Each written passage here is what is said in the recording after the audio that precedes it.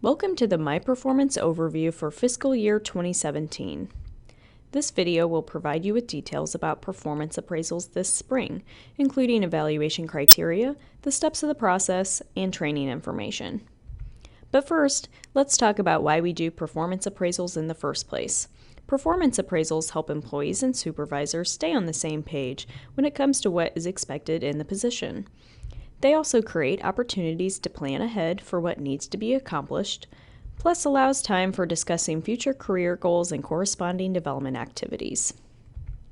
myPerformance is the online appraisal tool that each campus in the system uses to conduct annual performance appraisals. It can also be used to track your performance all year round. You may be familiar with myPerformance since it has been used for a few years in parts of the university system. The link to myPerformance is located in myHR and on your campus's Human Resources website. Let's talk about the appraisal forms first. An appraisal form is simply a guide for having a performance conversation. The evaluation criteria on the form vary slightly depending on the employee group you are in. All employees will be evaluated on 7 success factors, the university's competency model. Union-eligible employees will be rated on key responsibilities that may be pre-filled, and non-union eligible employees will be evaluated on one additional fill-in-the-blank competency.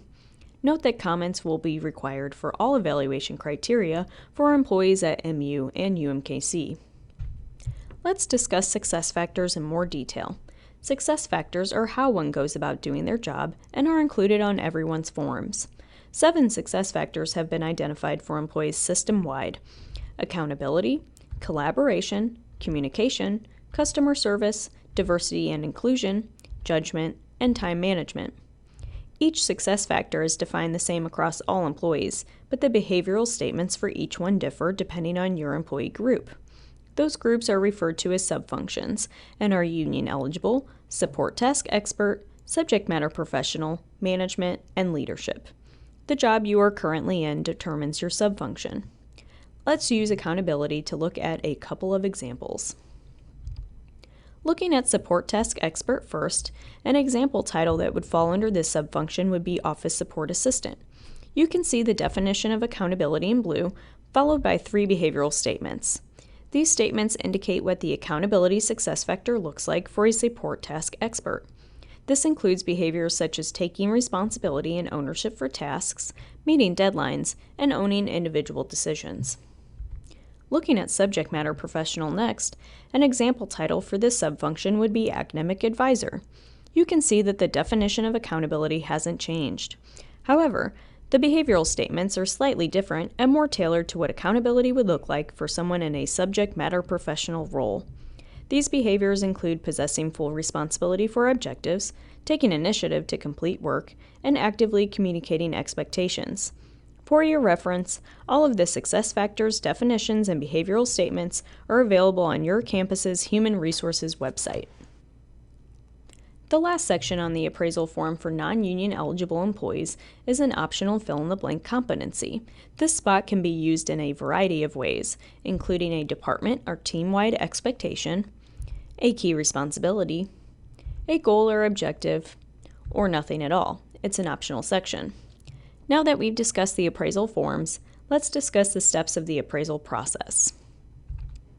While the evaluation criteria differ slightly based on employee group, the steps that each appraisal goes through is the same for all employees. The process kicks off with a self-appraisal, which may or may not be required depending on your department. It is suggested each employee take advantage of this opportunity to highlight his or her accomplishments. Next, the supervisor writes an appraisal for each assigned employee. The next step, calibration, may or may not occur in your department.